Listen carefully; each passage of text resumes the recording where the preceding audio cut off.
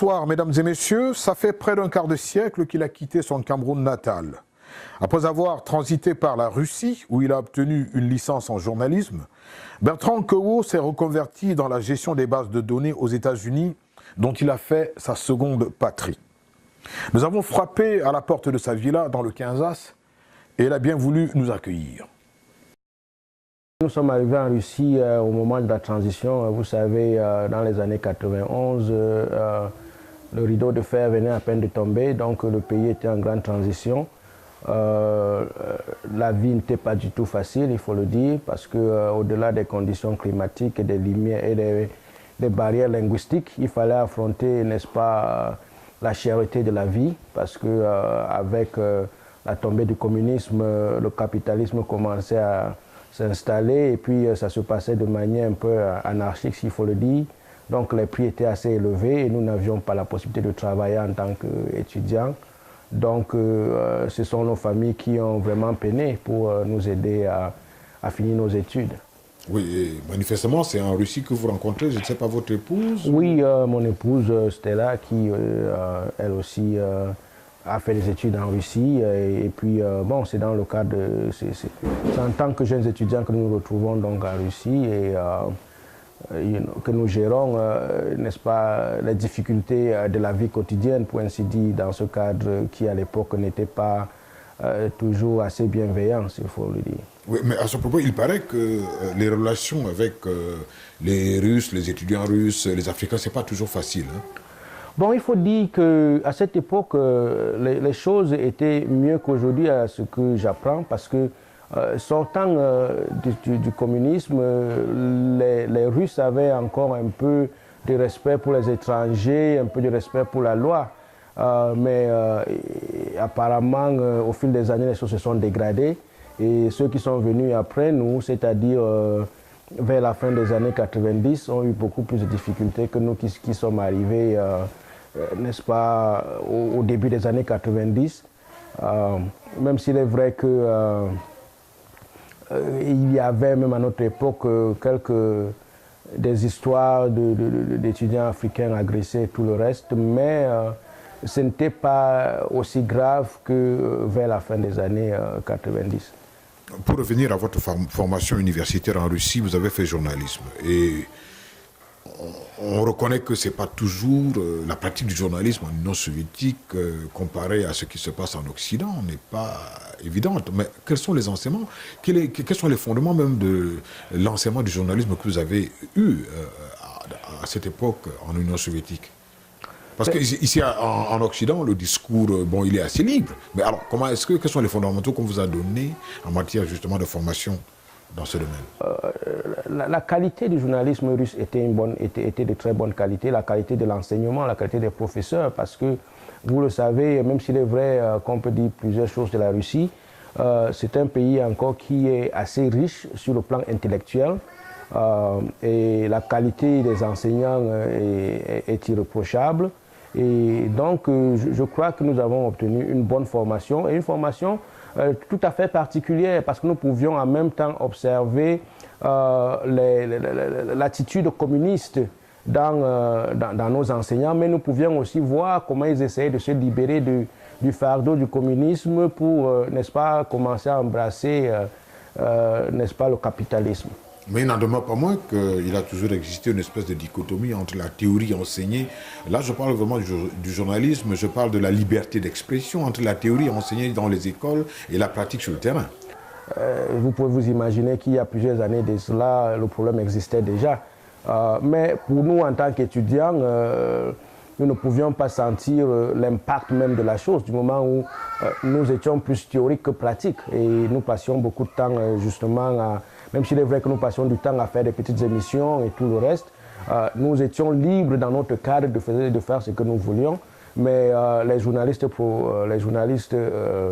n'est-ce pas, professionnels avaient peu de difficultés. Et je me rappelle qu'à l'époque, il y a un jeune journaliste d'une chaîne privée qui faisait très fort avec un nouveau style de journaliste d'investigation et qui a été, n'est-ce pas, assassiné.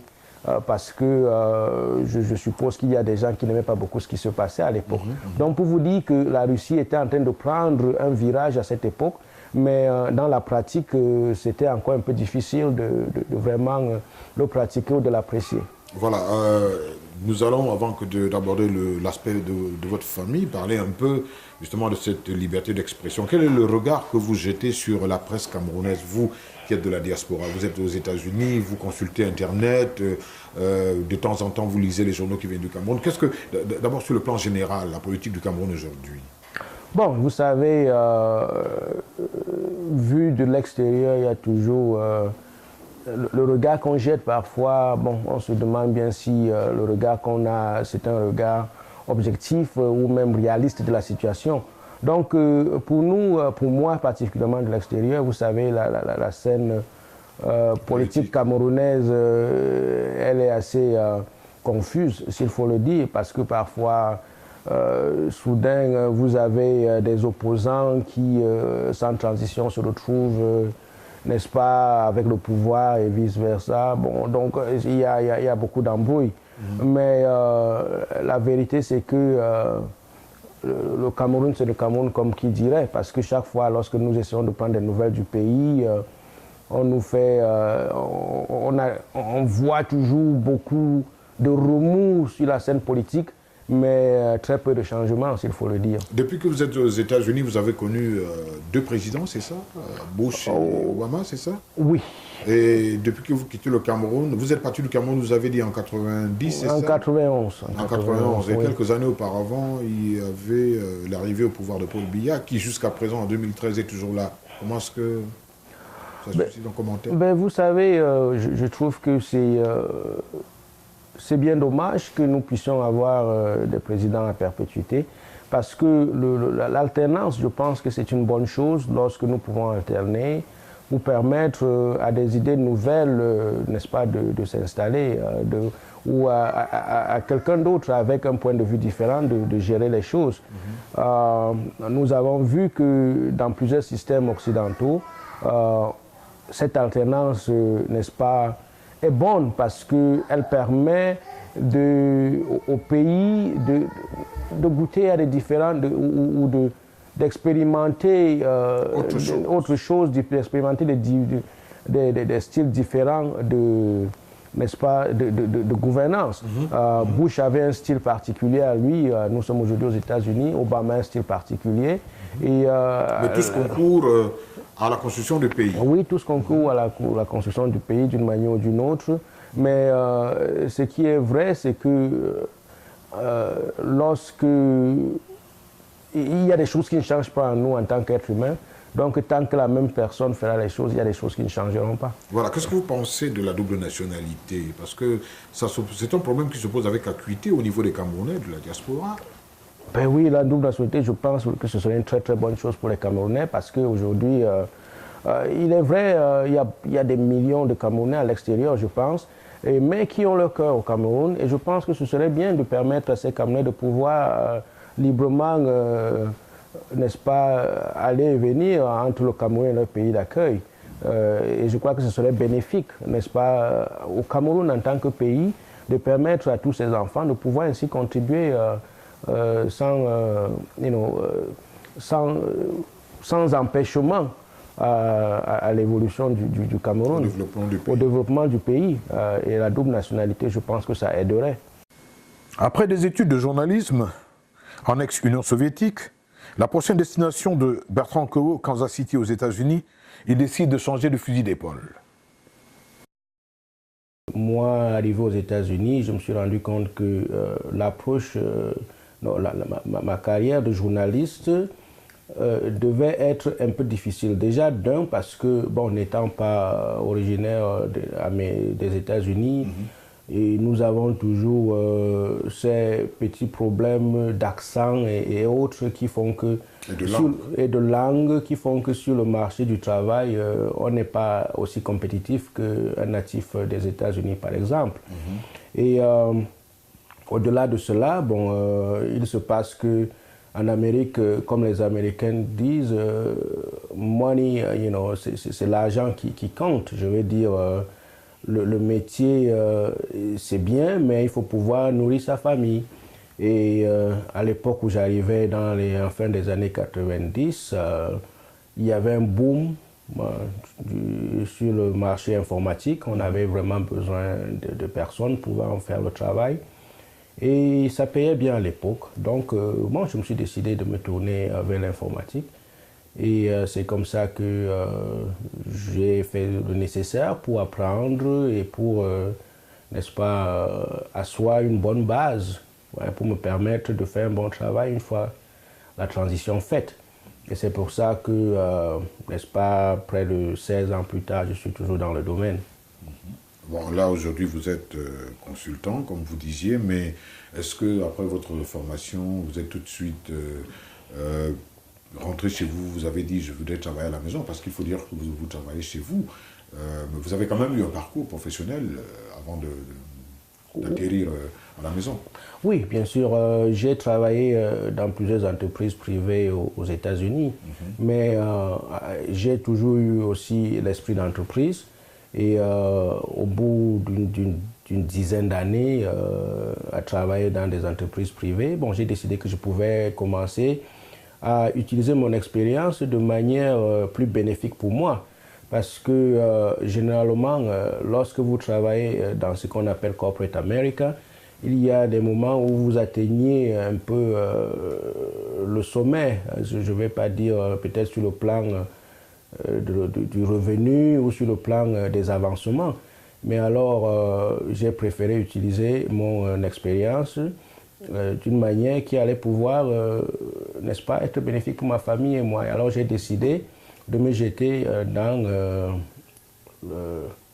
un travail de consultant. Et ce que je fais aujourd'hui, c'est que je travaille avec des entreprises, différentes entreprises, et je leur fournis mon expertise et à mon compte personnel. Et concrètement, qu'est-ce que vous faites? Ben, je suis administrateur des banques de données, plus spécifiquement Oracle. Pour ceux qui s'y connaissent un peu, les banques de données, c'est assez essentiel aujourd'hui dans le monde de l'informatique parce que nous avons des millions de données, c'est-à-dire chaque fois que vous allez quelque part, on vous demande votre nom, on vous demande votre date de naissance. Toutes ces informations sont entrées dans une base de données. Et la base de données doit être maintenue afin de s'assurer que plus tard, quand on a besoin de la même information, qu'on puisse la retrouver.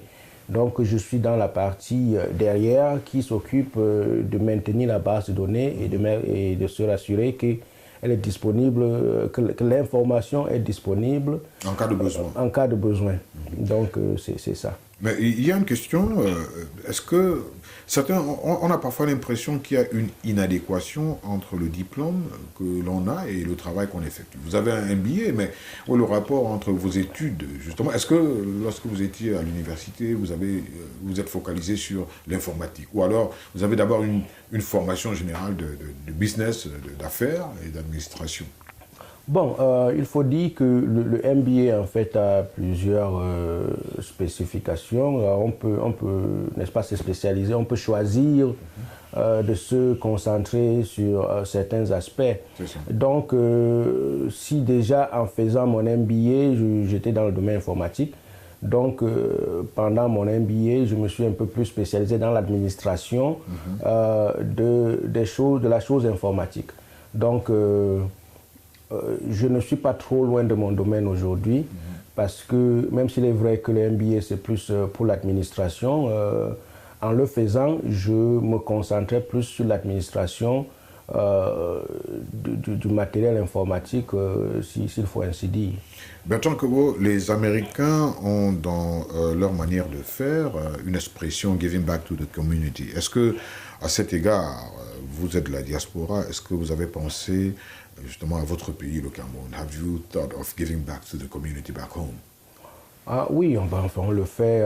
Déjà que j'appartiens à l'association des Camerounais de Kansas City. Et c'est une association qui, à plusieurs reprises déjà, a fait des dons au Cameroun à travers des écoles et tout le reste. Et moi-même, j'ai déjà offert des bourses aux ressortissants de mon village. Et j'essaye parce que vous savez, donner, ce n'est pas toujours sur l'aspect donner matériellement, mais je crois que parfois, donner intellectuellement aussi, c'est très important. Est-ce que vous avez déjà eu l'occasion d'encadrer des jeunes dans le cadre de vos voyages au Cameroun sur l'administration, sur Oracle, par exemple?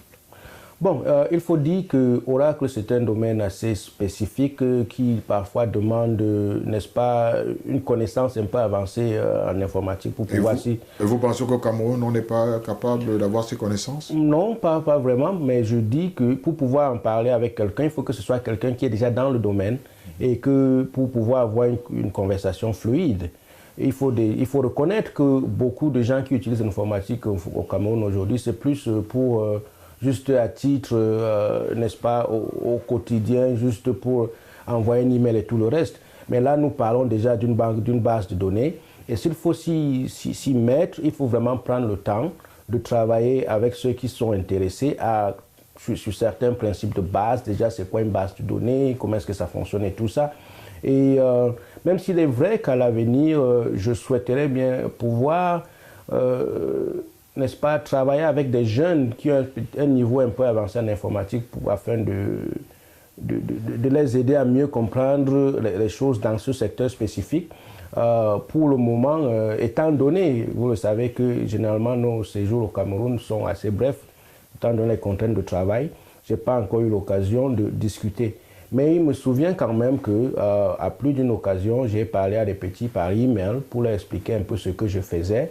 Et j'ai eu à répondre à des questions parfois très spécifiques regardant comment est-ce qu'on peut devenir administrateur de banque de données et tout ça. Donc, je pense que le temps aidant, on souhaiterait bien pouvoir aider plus de jeunes au Cameroun à pouvoir s'intéresser à cette chose. Dans le froid hivernal moscovite, Bertrand Keho n'avait pas que l'amour pour les livres. À Moscou, Bertrand tombe sur et amoureux de Stella. Nous sommes rencontrés en Russie en 1994, c'est la première fois que je l'ai rencontré. Et nous étions tous deux étudiants à l'époque. Je pense que lui venait de l'Ukraine et puis transféré à l'université de l'Amitié des Peuples de Lumumba. Et moi j'étais à Moscou pendant plusieurs années avant ça. Et je crois que j'étais en troisième année de fac à l'université de Lomonosov, à la faculté de sciences économiques. Donc vous rencontrez, vous passez combien d'années en Union soviétique avant de partir Pour un total à peu près 17 ans. En Union soviétique? Oui. Je suis arrivée en Russie, j'avais dit à Moscou, plus précisément quand j'avais l'âge de 9 ans.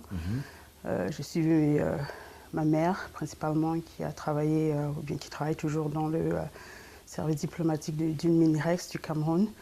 Donc elle est arrivée en Russie plusieurs années avant nous, je veux dire principalement ma sœur et moi, paix à son âme, elle est décédée aujourd'hui.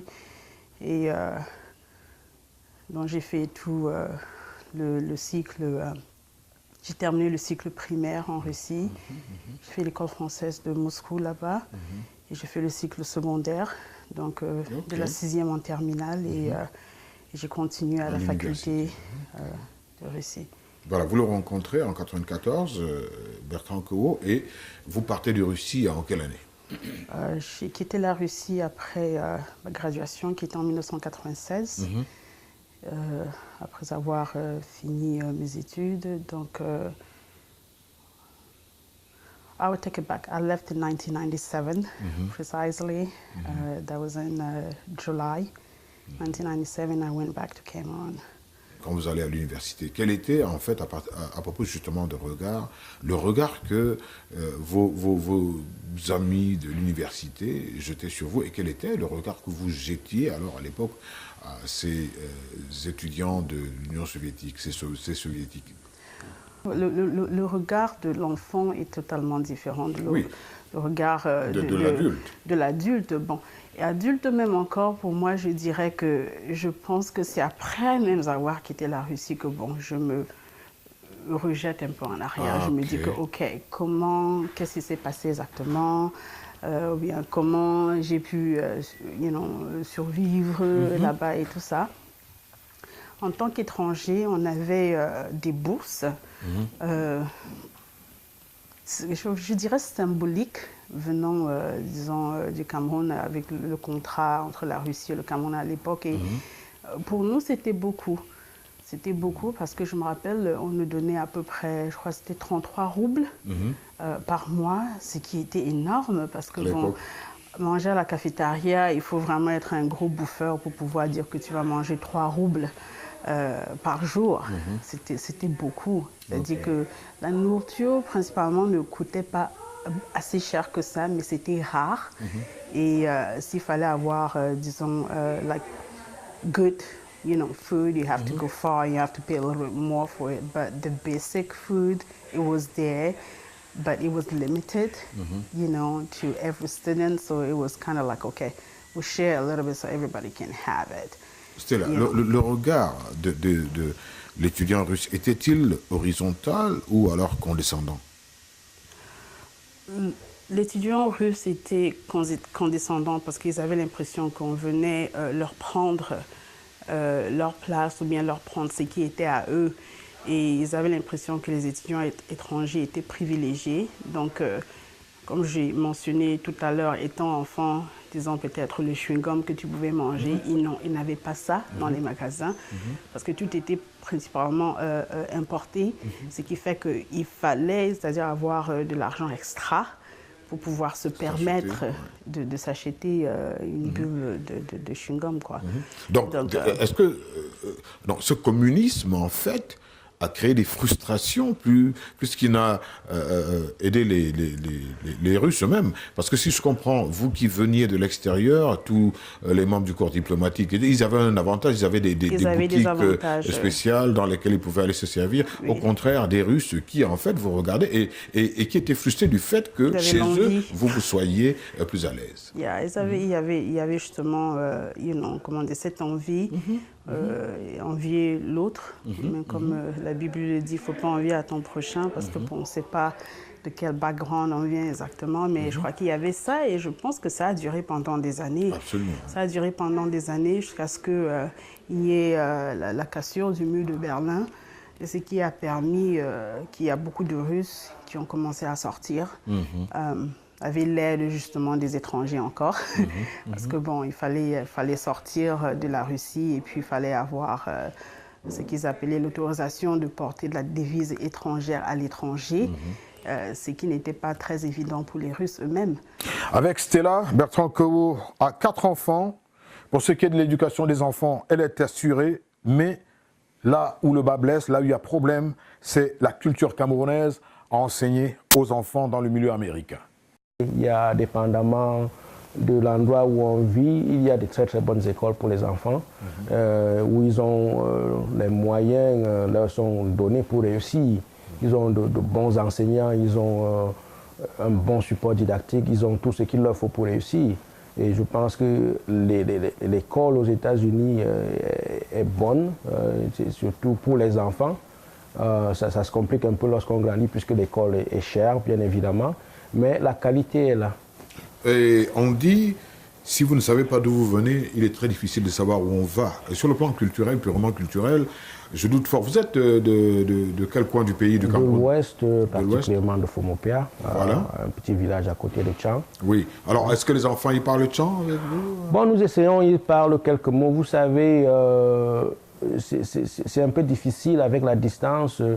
D'avoir les enfants parler couramment, nous essayons de leur apprendre ce que nous apprenons. Parce que vous comprenez, il y a déjà il y a un combat à faire que les enfants parlent français, étant donné qu'aux États-Unis, c'est l'anglais. Ils sont plus fluents en anglais, ça paraît plus facile de communiquer avec eux en anglais. Mais mais nous essayons quand même de nous rassurer qu'au moins en français, qu'ils puissent communiquer. Et bien évidemment, nous leur apprenons en passant des mots, n'est-ce pas, en langue... en Tchang? En Fomopia pour être plus spécifique. Mais vous savez, ça se complique du moment où ma femme n'est pas de Fomopia. Et ça fait que la langue maternelle n'est pas aussi utilisée qu'on le souhaiterait. J'ai l'impression que c'est une porte de sortie que beaucoup de membres de la diaspora utilisent. Je crois que, est-ce que ce n'est pas plutôt une question d'organisation? L'expérience a prouvé que les enfants réagissent par rapport aux langues, sur le plan linguistique, comme des éponges. C'est-à-dire qu'il suffit tout simplement de s'organiser et de le leur enseigner. Un enfant est capable d'apprendre le français, le tchang, l'anglais, sans pour autant en ressentir des effets néfastes. Est-ce que ce n'est pas une question ici tout simplement de manque de rigueur dans... Bon, vous savez, ce problème n'est pas un problème seulement aux États-Unis aujourd'hui. Vous avez remarqué au Cameroun, même aujourd'hui, la langue maternelle se parle de moins en moins dans les familles. Je crois que si vous faites une étude... Ce qui est inquiétant. Ce qui est inquiétant, il faut le reconnaître, mais si vous faites une étude au Cameroun, vous verrez que la langue maternelle est moins parlée aujourd'hui qu'à l'époque où nous grandissions. Et c'est déplorable, bien évidemment. Mais pour ceux qui sont loin, le problème est encore plus accru parce que aujourd'hui, à cause des mixages culturels, comme je disais, par exemple, dans mon cas, ma femme n'est pas du même village que moi, ce qui fait qu'elle a une langue différente de la mienne. Et parfois, on ne communique pas toujours en patois, hein, on communique plus soit en français, soit en anglais. Ou en russe. Ou en russe, oui, il faut le dire. Et si vous allez au-delà de ça, et puis vous regardez maintenant les enfants, eux, qui viennent, est-ce qu'ils communiquent en la langue du papa, est-ce qu'ils communiquent en la langue du maman, de la maman, autant pour moi, s'il vous plaît. Bon, ça complique un peu l'équation, mais il est vrai que j'ai vu une famille aux États-Unis où ils se sont efforcés à faire parler le patois aux enfants. Et ça, il faut saluer. Il faut saluer cette initiative. Mais je crois que c'est un problème très profond qu'il va bien falloir résoudre. Mais j'ai bien peur que ce soit difficile à résoudre du moment où même au Cameroun, même où les grands-parents, la famille, les oncles, les tantes sont là pour pouvoir aider les enfants à mieux asseoir leur capacité linguistique au niveau du patois. S'il y a ces difficultés, avec la distance en Occident, c'est encore beaucoup plus compliqué. Oui, cela dit, pour revenir sur la promotion justement de nos langues, je crois que c'est tout à fait possible. C'est une question de volonté politique. Il me souvient que lorsque les Allemands avaient la charge du Cameroun, il était permis de parler allemand et même nos langues locales, même dans la presse. C'est les Français qui sont venus et qui ont imposé le français, uniquement le français, rien que le français dans nos écoles, alors qu'il y avait des journaux en Douala, il y avait des journaux en Bamileke et même en Néondo, en Boulou. Bon, ça c'est un autre débat. Ah ouais.